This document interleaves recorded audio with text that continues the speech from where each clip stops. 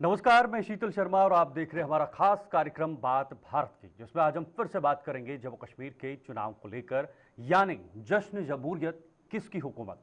जी हां, जम्मू कश्मीर में लंबे समय के बाद, यानी 10 साल के इस लंबे अंतराल के बाद अब बहुत जल्द एक नई सत्ता और सरकार लोगों को मिलने वाली है। 2 चरणों के चुनाव संपन्न होने के बाद अब सबका इंतजार तीसरे चरण का है और तीसरे चरण के मतदान कल सुबह 7 बजे शुरू होगा और शाम 6 बजे तक ये मतदान की प्रक्रिया चलेगी। 2 चरणों के चुनाव में जिस तरह से बम्पर वोटिंग लोगों ने की है, उसके आधार पर यह माना जा रहा है कि अब कहीं ना कहीं लोकतंत्र की बहुत बड़ी जीत है। जहां एक समय जम्मू कश्मीर के अंदर अलगाववाद की बाइकॉट कॉल पे लोग बाहर आने से डरते थे और वोट का इस्तेमाल नहीं करते थे, लेकिन वही आज इस लोकतंत्र के बड़े पर्व पर लोकतंत्र के इस हिस्से की भागीदारी बन अपने आप को और अपने इलाकों को, अपने राज्य को और अपने देश को मजबूत करने का काम कर रहे हैं। कल आखिरी चरण है और 8 को जब नतीजे निकल कर आएंगे तो किसके पाले में ये नतीजे घिरेंगे, ये सबसे इंपॉर्टेंट है। लेकिन कल का जो चरण है वो बहुत ज़्यादा महत्वपूर्ण है, चाहे वो भारतीय जनता पार्टी के दृष्टिकोण से देखा जाए या फिर नेशनल कॉन्फ्रेंस या कांग्रेस गठबंधन के दृष्टिकोण से देखा जाए। फिलहाल आज जिस तरह से जो तैयारियां आधिकारिक तौर पर जमीन पर देखी गई, अलग अलग जगहों के लिए पोलिंग पार्टियों को रवाना किया गया, क्योंकि कल मतदान शुरू होने हैं और जम्मू की सबसे ज्यादा सीटें शामिल हैं और बारामूला कश्मीर संभाग में सबसे ज्यादा सीटें हैं। पहले जरा देखते हैं, शिल्पा शर्मा हमारे सहयोगी ने ग्राउंड रिपोर्ट तैयार की है, कैसे पोलिंग पार्टियों को वहां से रवाना किया है और किस तरह से सुरक्षा व्यवस्था की गई है। देखिए ये ग्राउंड रिपोर्ट। इस समय मेरी मौजूदगी जम्मू के पॉलिटेक्निक वुमेन कॉलेज में है, जहां पर पोलिंग पार्टीज को इस समय रवाना किया जा रहा है। आप ये तस्वीर देख सकते हैं, ईवीएम मशीन और साथ ही साथ सामग्री के साथ इन्हें अलग अलग पोलिंग स्टेशंस में, जम्मू के ईस्ट और वेस्ट में जो पोलिंग स्टेशंस बनाए गए हैं, वहां पर उन्हें रवाना किया जा रहा है। कल चुनाव का आखिरी पड़ाव है, यानी तीसरा और आखिरी पड़ाव, जहां पे 40 सीटों के लिए जो है वो मतदान होना है और 415 उम्मीदवारों की किस्मत का फैसला होगा। और इस समय कड़ी सुरक्षा व्यवस्था के साथ आप देखिए, यहाँ पर जम्मू के ईस्ट और वेस्ट की बात करें तो वहां पर इन पोलिंग स्टेशंस में इन्हें जो है वो रवाना किया जाएगा और इस समय पोलिंग पार्टीज को इंस्ट्रक्शंस दी जा रही है। पोलिंग पार्टीज को जो है वो ईवीएम मशीन और सामग्री थमाई जा रही है।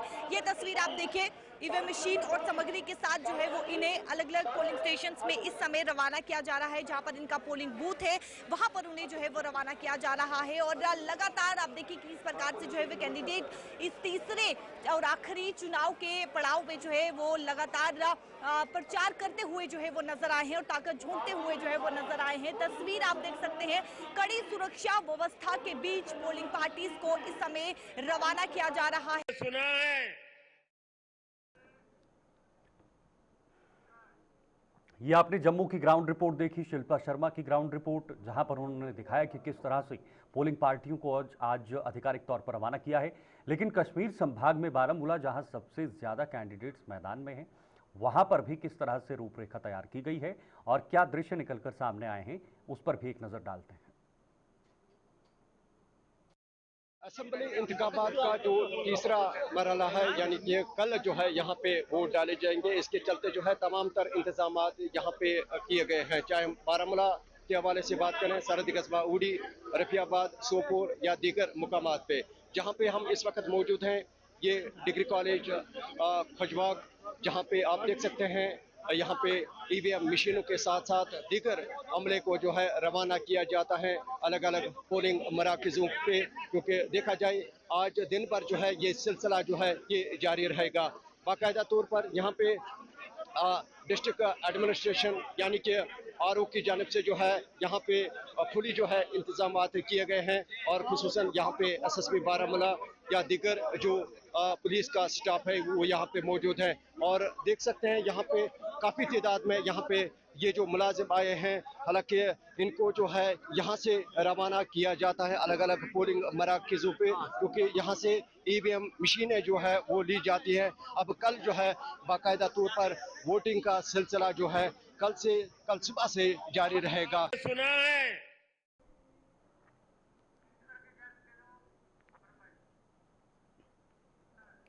चलिए फिलहाल आज इसी पर बातचीत करेंगे कि आखिर इस जमहूरियत के जश्न में या जश्न जमहूरियत में किसकी हुकूमत बनेगी, किसकी सरकार बनेगी। 10 साल का इंतजार किसकी होगी सरकार, इस पर भी बातचीत करेंगे क्योंकि आखिरी चरण कल होना है। हमारे साथ कुछ खास मेहमान इस वक्त जुड़ चुके हैं। दिनेश मल्होत्रा जी वरिष्ठ पत्रकार हैं, वो भी हमारे साथ ज्वाइन हो चुके हैं और साथ ही साथ थोड़ी देर में हमारे दूसरे मेहमान भी जुड़ेंगे, उनके पास भी जाएंगे। लेकिन पहले मैं आज की चर्चा दिनेश जी से ही शुरुआत करना चाहूँगा कि आखिर तीसरे चरण की इस रण में कौन भारी पड़ते हुए नजर आ रहा है। बात कीजिए। दिनेश मल्होत्रा जी हैं, राजनीतिक विश्लेषक हैं। दिनेश जी बहुत बहुत शुक्रिया, बहुत बहुत स्वागत आज आपका समय के लिए, और आपने समय दिया उसके लिए भी बहुत बहुत शुक्रिया।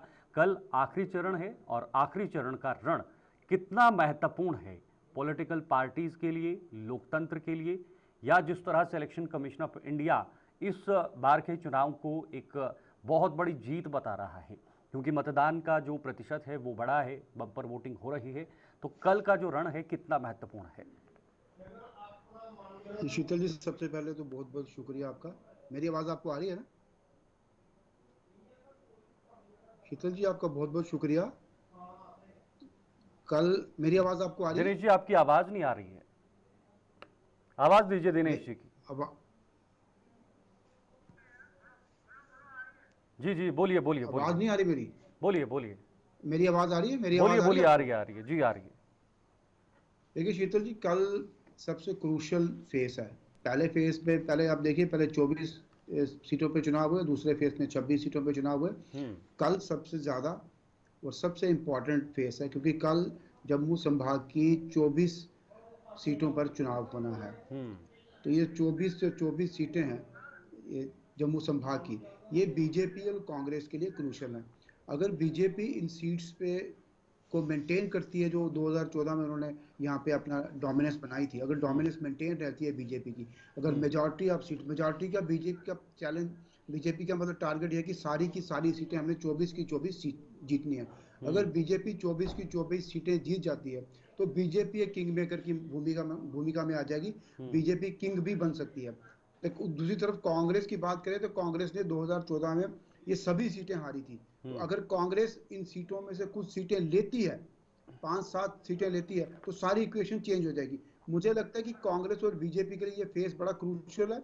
अगर कश्मीर घाटी की बात करें तो नॉर्थ कश्मीर में चुनाव होने वाले हैं। नॉर्थ कश्मीर में 2 पार्टियों का स्टेक सबसे ज्यादा लगा हुआ है। एक सबसे बड़ा स्टेक तो इंजीनियर रशीद की पार्टी जो अवामी इत्तेहाद पार्टी है उसका स्टेक लगा हुआ है, और उसके बाद जो दूसरा स्टेक है वो पीपल्स कॉन्फ्रेंस की सज्जाद लोन की जो पार्टी है। वैसे नेशनल कॉन्फ्रेंस और पीडीपी भी मैदान है, लेकिन मेन लड़ाई जो है वो उनका रेलिवेंस का सवाल है। उनकी मतलब उनको लगता है कि अगर अवामी इत्तेहाद पार्टी अगर 5-7 सीटें ले जाती है तो इंजीनियर रशीद एक बहुत बड़े प्लेयर बन के उभरेंगे इस चुनाव में।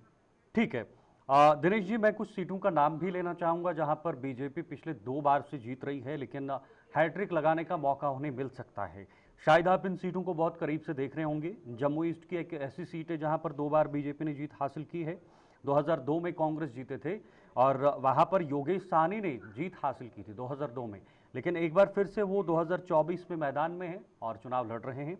इस बार युद्धवीर सेठी उनके सामने हैं। 2008 में बीजेपी से अशोक खजूरिया जीते थे और 2014 में राजेश गुप्ता को ये सीट मिली थी। उम्मीदवार बदला है, क्या परिस्थितियां भी बदलेगी या फिर जम्मू ईस्ट की सीट एक बार फिर से बीजेपी निकाल सकती है? देखिए शीतल जी, जम्मू ईस्ट, अगर आप जम्मू ईस्ट की बात करें ना तो जम्मू ईस्ट प्रजा परिषद और जनसंघ के टाइम से बीजेपी का गढ़ रहा है।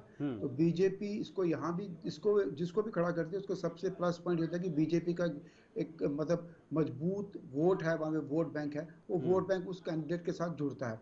ठीक है। इस सीट पर 1983 में कांग्रेस ने ये चुनाव जीता था जब ओम चोपड़ा यहाँ से जीते थे, और 2002 में ओम चोपड़ा जी के दामाद जो अभी कैंडिडेट हैं कांग्रेस के, योगेश साहनी, तो इस परिवार ने बीजेपी को यहाँ से डिसलॉन्च किया है 2 बार, लेकिन हमेशा बीजेपी ये सीट जीतती रही है। और मुझे लगता है कि इस बार भी बीजेपी का एज है क्योंकि जम्मू ईस्ट बीजेपी का बाय एंड लार्ज बीजेपी का गढ़ है, लेकिन योगेश साहनी मेहनत कर रहे हैं। इस बार थोड़ी इक्वेशन भी बदली है क्योंकि कुछ नए इलाके जैसे जो मुस्लिम इलाके हैं, बजालता वगैरह, वो जुड़े हैं इसके साथ, जम्मू ईस्ट के साथ। तो क्या योगेश साहनी जो 2002 को रिपीट कर पाएंगे, ये देखने वाली बात है। पर लेकिन मुझे लगता है कि बीजेपी को जम्मू ईस्ट में हराना बड़ा मुश्किल है, बड़ा असंभव है। ठीक है, ओके। हमारे साथ इस वक्त आदर्श गुप्ता जी भी जुड़ चुके हैं, वरिष्ठ पत्रकार हैं। आदर्श जी बहुत बहुत स्वागत है आपका समय देने के लिए और शुक्रिया। धन्यवाद धन्यवाद जी। धन्यवाद। आदर्श जी, जिस तरह से दिनेश जी ने बात कही, शुरुआत में उन्होंने कांग्रेस को लेकर बातचीत कही थी, लेकिन कांग्रेस कहां पर एग्जिस्ट कर रही है इन चुनाव में? जिस तरह से हमने देखा है पहले दिन से, जब गठबंधन हुआ, गठबंधन के बाद सुर्खियों में आई कांग्रेस, कई मुद्दों को लेकर विवाद भी हुआ, बीजेपी ने उस मुद्दे को जोरों शोरों से उठाया।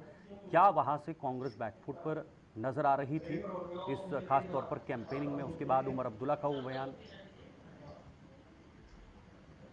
बिल्कुल बिल्कुल शीतल जी, जिस वक्त चुनाव शुरू हुए उस वक्त यही लग रहा था कि जम्मू के अंदर कांग्रेस और बीजेपी के बीच में कड़ा मुकाबला हो, बहुत सी सीटों पे, अक्सर ज्यादा सीटों पे हम कह सकते हैं कि कड़ा मुकाबला हो। ठीक है। लेकिन नेशनल कॉन्फ्रेंस के साथ गठबंधन करने के बाद बैकफुट पे आ गई कांग्रेस, खासकर उन्होंने अपना मैनिफेस्टो जो है उसको आजकल कर दे, एक दिन पहले चुनाव से एक दिन पहले मैनिफेस्टो अपना रिलीज किया। और जो उनके गठबंधन का मैनिफेस्टो था, नेशनल कॉन्फ्रेंस का मैनिफेस्टो था, उसको लेके सवाल उठाए जा रहे थे, बार बार उठाए जा रहे थे, और वो उनका सवालों का जवाब नहीं दे रहे थे। उनकी जो चुप्पी है, वो उनकी चुप्पी यही बात को बता रही थी कि वो मौन समर्थन उनको नेशनल कॉन्फ्रेंस के जो मैनिफेस्टो उनके साथ है, उनका है। तो उसको लेके भारतीय जनता पार्टी ने अपने पूरी भूमिका निभाई, जो एक पार्टी को इलेक्शन के दौरान निभानी चाहिए थी, वो पूरी तरह से उन्होंने इसका पूरा फायदा उठाया, उसको लेके बड़ा प्रचार किया, और लोगों को बदलने में भी, मैं कह सकता हूँ बदलने में भी उन्होंने पूरी कोशिश की। काफी हद तक लोगों का माइंड उन्होंने बदला इस बात को लेके। और कांग्रेस जो है उसने जम्मू में गठबंधन करने के बाद जम्मू में अपनी पोजीशन जो है वीक की है। ठीक है, आप कह सकते हैं इस वक्त भी कुछ सीटों पर कांग्रेस जो है वो कड़ा मुकाबला कर रही है, लेकिन मुकाबला वही कर रही है जहां भारतीय जनता पार्टी के विद्रोही खड़े हैं, उनको आप अपनी ही पार्टी हराने की कोशिश कर रही है। बाकी जिस तरह से दिनेश जी ने कहा कि इन जम्मू के इस चुनावों में, इस तीसरे चरण के चुनाव में भारतीय जनता पार्टी की बहुत बड़ी एक पोजीशन सामने बनने वाली है, क्योंकि जो हालात बता रहे हैं, पिछली बार भी 29 सीटें जो जीती थी, तो उनमें से मैक्सिमम सीटें जो है इसी डिस्ट्रिक्ट में गई थी, उनकी सारी की सारी सीटें थी। और अभी भी इनको पूरे का पूरा विश्वास है कि हम यहाँ से अच्छी खासी एक लीड लेंगे, और हुकूमत बनाने में एक बहुत बड़ा इनका रोल रहेगा। अगर हो सकता है, इनकी कोशिश यही है कि एक बड़ी पार्टी बन के उभरे, और गवर्नर जो है हमें इनवाइट करे, और उसके बाद देख लेंगे किसके साथ गठजोड़ करना, क्या नहीं करना, बात की बात है। एक बड़ी पार्टी बन के उभरना सबसे बड़ी इनके लिए चुनौती है। लेकिन इस चुनौती के बीच में जिस तरह से दिनेश जी ने कहा कि ईस्ट और की बात करें, ईस्ट के साथ अगर हम की तीनों सीटों की बात करें, तो अक्सर ये ज्यादातर की सीटें जो है भारतीय जनता पार्टी के पास ही रही है, इसमें कोई शक नहीं है। लेकिन हम इस वक्त जम्मू जिला कहाँ है? जम्मू जिला कहाँ है सर आदर्श जी? मात्र सिर्फ और जम्मू जिले की बात करें, जम्मू जिले की 11 सीटों की बात करें। जी जी जी जी 11 सीटों में भी अगर हम कुछ सीटें ऐसी हैं जिनमें कड़ा मुकाबला चल रहा है। अगर हम आरसपुरा और साउथ की बात करें तो वहाँ एक मुकाबला है। अगर आप अखनूर की बात करें, वहाँ एक मुकाबला है। अगर आप छम की बात करें, विद्रोही के कारण वहाँ भी मुकाबला है। तो ये चीजें सामने आ रही हैं। अभी आप ये 100% नहीं कह सकते, जिस तरह ईस्ट की बात हम कह सकते हैं कि ईस्ट में भारतीय जनता पार्टी जीती हुई है, इसमें कोई शक नहीं है। लेकिन आदर्श जी, जब मड़ एक ऐसी सीट है, मड़ एक ऐसी सीट है, शायद मुझे लगता है आदर्श जी आप ज्यादा जानते होंगे इस सीट को लेकर, जहां पर 2 बार से ज्यादा कोई भी आज तक विधायक नहीं बना है लगातार कंटिन्यू। बीजेपी 2 बार जीत चुकी है, 8 और 14 में, और जिस तरह से अब तीसरी बार, क्या लगता है आपको कि ये एक रिवाज जो चल रहा था ये बदलेगा मड़ विधानसभा में, जहां पर कभी भी 2 बार से ज्यादा कोई भी विधायक कंटिन्यू नहीं जीता है किसी पार्टी का? बिल्कुल बिल्कुल, इस बार तो बहुत चांसेस है बदलने के, क्योंकि बहुत सी चीजें ऐसे चुनावों में सामने आई है, एंटी कंपेंसी के सामने आई, और इसके अलावा जो यहाँ का जो पोजीशन, इस वक्त हालात जो बने हुए हैं, इस वक्त लग नहीं रहा कि मुझे वो जो 2 बार वाली जो सीटें जिनका इशारा जिस तरफ आप कर रहे हैं, वहाँ पे तीसरी बार को जीत पाएंगे, नामुमकिन सा लग रहा है। ठीक है, ओके दिनेश जी, मैं आपके पास लौटूंगा वापस। दिनेश जी, जो पूरा हमने कैंपेन देखा है पहले चरण से लेकर अभी तक, बीजेपी ने अपने कैंपेन में हमेशा कांग्रेस को आड़े हाथों लिया है, कांग्रेस पर ज्यादा निशाना साधा है, कांग्रेस को सबसे ज्यादा जो है वो कोसने की कोशिश खुद प्रधानमंत्री मोदी ने की है, तो कांग्रेस पर सबसे ज्यादा इसका वार किया हुआ है। क्या कांग्रेस ही एक ऐसी पार्टी है जो जम्मू में इस वक्त सबसे ज्यादा चैलेंज बीजेपी को दे रही है, खासकर इस तीसरे चरण के चुनाव में, मतदान में? देखिए शीतल जी, बेसिकली तो बीजेपी का मुकाबला कांग्रेस के साथ ही है। ठीक है। ये थर्ड फेज की 24 सीटों को छोड़ के बाद बाकी भी देखिए आप, जो रियासी जिले की 3 सीटें थी, तीनों पे बीजेपी का मुकाबला कांग्रेस के साथ था। ठीक है। वहीं जो जो डोडा बेल्ट है, चिनाब रीजन जिसको कहते हैं, वहां भी अगर किश्तवाड़ की सीट को छोड़ दिया जाए तो बाकी सीटों पर, सभी सीटों पर कांग्रेस के साथ बीजेपी का मुकाबला था। ठीक है कि कांग्रेस ने गलती करके रामबन की सीट जो है वो नेशनल कॉन्फ्रेंस को दे दी, लेकिन मेन मुकाबला बीजेपी का कांग्रेस के साथ है। और बीजेपी को भी ये लगता है कि कांग्रेस एक समय मतलब वीक विकेट पे है, कांग्रेस स्लिपी विकेट पे है। अगर बीजेपी कांग्रेस को टारगेट करती है तो बीजेपी आसानी से अपनी जो 2014 वाली टैली है उसको रिटेन कर सकती है। रिटेन क्या कर सकती है, बीजेपी अपनी टैली को बढ़ा भी सकती है। इसलिए BJP as part of its strategy, उनका पूरा फोकस जो है वो कांग्रेस पर अटैक करना है, क्योंकि बीजेपी को लगता है कि कांग्रेस अगर स्टिकी विकेट पे, अगर कांग्रेस को अटैक करेंगे, कांग्रेस की कैंपेन भी कम है। दूसरी जो रीजनल पार्टी है, अगर नेशनल कॉन्फ्रेंस है, नेशनल कॉन्फ्रेंस के पास कैडर भी है, तो बीजेपी को यह भी लगता है कि हमारा मुकाबला भी कांग्रेस के साथ है, इसलिए कांग्रेस को ही ज्यादा टारगेट किया जाए। बीजेपी थ्रू नेशनल कॉन्फ्रेंस के मैनिफेस्टो बीजेपी कांग्रेस को टारगेट कर रही है, ताकि जम्मू में जो हिंदू बहुल इलाके हैं, जहां बीजेपी का डायरेक्ट मुकाबला कांग्रेस के साथ है, वहां कांग्रेस को कॉर्नर करके उन सीटों को रिटेन किया जाए। ठीक है आदर्श जी, एक नैरेटिव सेट हो गया है, एक नैरेटिव चल रहा है, खास तौर पर जम्मू का मुख्यमंत्री बनेगा, जम्मू का सीएम इस बार बनेगा, जम्मू से ही सीएम बनेगा और बीजेपी से सीएम बनेगा। ये नैरेटिव हमने पहले चरण से देखा हुआ है किसी भी राजनीतिक दल या यूं मान लीजिए कि बीजेपी ने ये नैरेटिव अपना सेट किया है। क्या ये नैरेटिव काम कर पाएगा बीजेपी के लिए इस आखिरी चरण में, जम्मू का सीएम खास तौर पर? शीतल जी, चुनावों से पहले जो नैरेटिव जो था बीजेपी का, वो था कि भारतीय जनता पार्टी का जो है वो चीफ मिनिस्टर बनेगा। ये पहले चरण में यही था, दूसरे चरण में भी यही था, भारतीय जनता पार्टी का चीफ मिनिस्टर बनेगा, अपना चीफ मिनिस्टर बनेगा। अब जम्मू में, क्योंकि जम्मू में इनका दाव लगा हुआ है इस वक्त। सर इसमें भी आदर्श जी दो पहलू हैं, जम्मू का सीएम बनेगा जो है चेंज हुआ है। जम्मू का सीएम जो है वो अब सामने आया। पहले भारतीय जनता पार्टी का ही सीएम की बात सामने आती थी, जब भी बात आती थी भारतीय जनता पार्टी। अब डोगरा सीएम और जम्मू के सीएम को लेके बात चल रही है। डेफिनेटली इन चुनावों में इसका, और सबसे बड़ी बात है कि भारतीय जनता पार्टी के पास प्रचार तंत्र बहुत ज्यादा है, इसके ऊपर उन्होंने बहुत ध्यान दिया हुआ है, बहुत ज्यादा प्रचार तंत्र है, उसको लेके इन्हीं मुद्दों को लेके सामने आ रही है लोगों के सामने। इसका मुकाबला ना तो कांग्रेस कर रही है, ना ही नेशनल कॉन्फ्रेंस में कर रही है। नेशनल कॉन्फ्रेंस अपने पॉकेट में कहीं है, मोटा तो वहां कर रही है, तो कांग्रेस भी जो है उसकी पोजीशन हमने बार बार यहाँ पे जिक्र किया कि जितना भारतीय जनता पार्टी ने पूरा देश जो है तो हम कह सकते हैं जम्मू के अंदर लाके खड़ा कर दिया है, वो कौन सा ऐसा स्टार पर में नहीं है। पूरी कोशिश कर रहे हैं, सही मानूं में अगर से कहते थे 24/7 भारतीय जनता पार्टी चुनावों के लिए तैयार होती, उन्होंने साबित कर दिया कि हम चुनावों के लिए हर वक्त तैयार रहते हैं। और उन्होंने पूरे का पूरा कांग्रेस का, नेशनल कॉन्फ्रेंस का, पीडीपी के मुंह से निकले हुआ एक एक शब्द का पूरा फायदा उठाया, तो अपने प्रचार तंत्र को तेज किया है।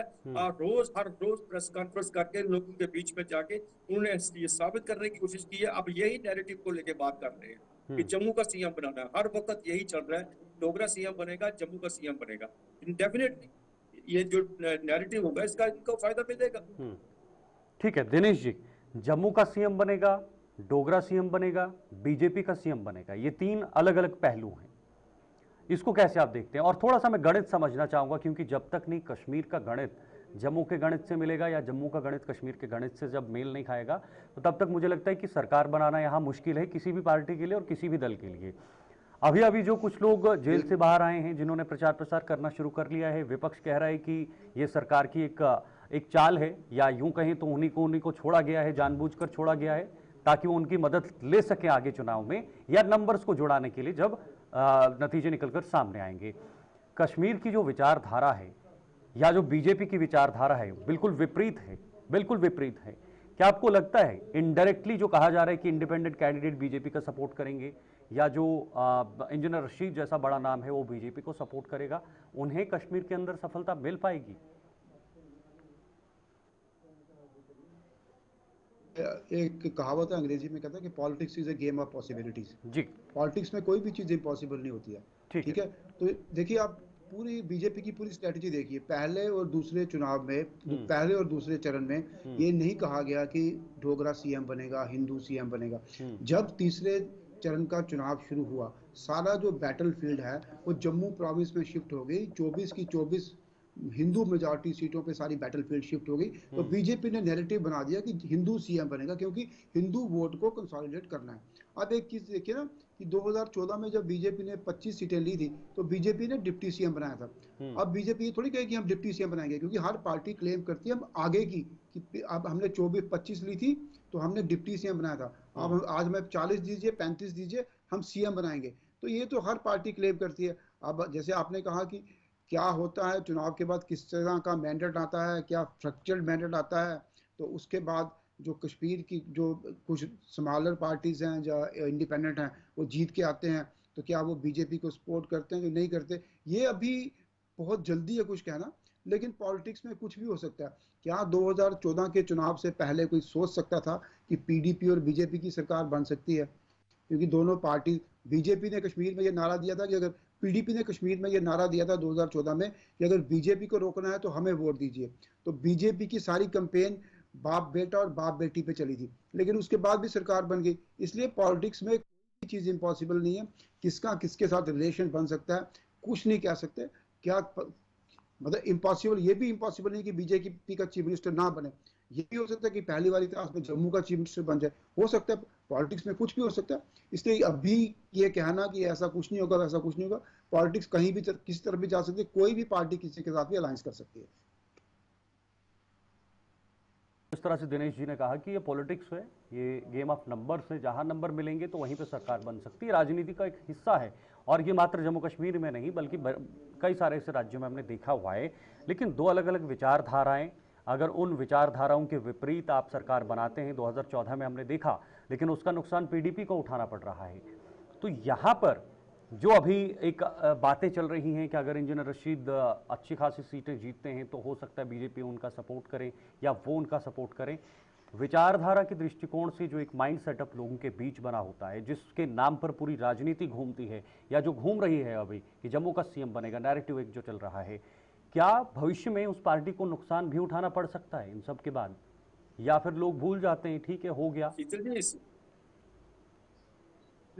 इस वक्त जो परिस्थितियां सामने है वो यही दिखा रही है कि कोई भी अकेली पार्टी जम्मू कश्मीर में अपनी सरकार नहीं बना सकती। मैं तो अगर दिनेश जी मेरे साथ सहमत हो तो मैं तो दो पार्टियां भी कह सकता हूँ अपनी सरकार बनाएगी, तिकोनी सरकार बनेगी जब भी बनेगी, हालात इस पर जो बने हुए हैं।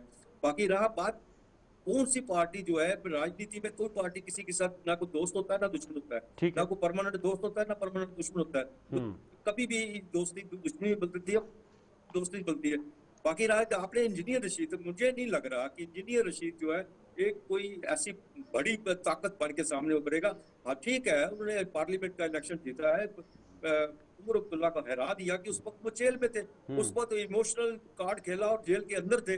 जब जेल के अंदर जेल के बाहर आने में बहुत फर्क पड़ गया है। उसमें से अभी उसको अपनी वो पार्लियामेंट में जो सीट जीती हुई थी उसी को रिटेन करना उसके लिए बहुत बड़ी बात है। बाकी तो दूसरी बातें हैं।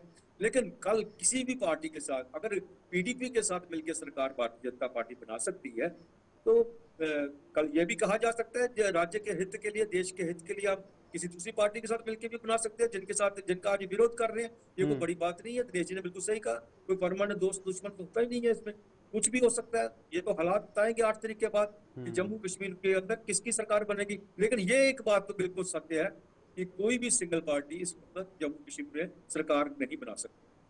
ठीक है, ओके। दिनेश जी बहुत बड़ी बात कही आदर्श जी ने कि कोई भी सिंगल पार्टी यहाँ पर सरकार नहीं बना सकती, और कई सालों से ये यहाँ पर हुआ भी नहीं है। मुझे लगता है कि इतिहास में कभी भी नहीं हुआ, वो आप ज़्यादा बेहतर जानते हैं। लेकिन जिस तरह से अभी जो मुद्दे बन रहे हैं, खासतौर पर धारा 370 के इर्द गिर्द जो मुद्दा घुमाने की कोशिश की गई है पिछले कुछ दिनों से, अब वो थोड़ा सा ठंडे बस्ते में गिर गया है। नेशनल कॉन्फ्रेंस की तरफ से भी ऐसा लग रहा है कैंपेनिंग में। और क्या बीजेपी उसका पूरा फायदा उठाना चाहेगी, खास तौर पर जम्मू संभाग के अंदर? क्या वाकई में धारा 370 एक बहुत बड़ा मुद्दा था विपक्ष के लिए या बीजेपी के लिए? क्योंकि दोनों उठा रहे हैं, एक कह रहे हैं कि हम वापस लाएंगे, दूसरा कह रहा है कि ये वापस आ ही नहीं सकता, ये इतिहास के पन्नों में दर्ज हो गया है। तो मतलब जम्मू के लोगों को एक्सेप्टेंस है कि ठीक है धारा 370 नहीं है तो हम भारत के अभिन्न अंग हैं, हम भारत के साथ जुड़े हुए हैं। कोई दो प्रधान नहीं, दो निशान नहीं, दो बाकी चीज़ें नहीं, जो चल रहा है देश की राह पर चल रहा है। देखिए शीतल जी, धारा 370 पहले और कुछ हद तक दूसरे फेज में मुद्दा था, क्योंकि सारा फोकस कश्मीर में था उस समय। तो कश्मीर सेंट्रिक पार्टीज ने धारा 370 को इशू को रेकअप किया था। लेकिन जब ये सारी बैटलफील्ड, जब फोकस सारा जम्मू संभाग में शिफ्ट हो गया है, तो सारी लड़ाई जो है यहाँ पे नेशनल कांग्रेस और बीजेपी के बीच में। कांग्रेस ने भी धारा 370 को टच नहीं किया। कांग्रेस ने अपने इलेक्शन मैनिफेस्टो में, कांग्रेस के बड़े बड़े नेता है, राहुल गांधी भी आए, प्रियंका गांधी भी आई, उन्होंने धारा 370 को टच नहीं किया। इसलिए धारा 370 अब तीसरे फेज में कोई मुद्दा नहीं रहा है। तीसरे फेज में ठीक है, कांग्रेस बड़ी अग्रेसिवली स्टेटहुड की डिमांड कर रही है, लेकिन कांग्रेस बड़ी कॉन्शियसली चल रही है, स्टेटहुड की डिमांड भी कॉन्शियसली चल रही है, लेकिन कांग्रेस कभी 370 को टच नहीं करती है। इसलिए मुझे लगता है कि तीसरे फेज में ये कोई मुद्दा नहीं है। ठीक है, बहुत बहुत शुक्रिया दिनेश जी, और आदर्श जी आपका भी बहुत बहुत शुक्रिया आज समय देने के लिए और हमारे साथ ये खास विषय पर चर्चा करने के लिए। तो आपने देखा किस तरह से दोनों एक्सपर्ट्स ने बड़े ही खूबी तरीके से बताया कि अभी क्या समीकरण बन रहे हैं। कल मतदान है आखिरी चरण के। हमारी आपसे विनती है कि ज़्यादा से ज़्यादा बाहर आएँ और इस लोकतंत्र के पर्व में हिस्सा बने, इसको और मजबूत करें। फिलहाल के लिए इतना ही, दीजिए इजाज़त, नमस्कार।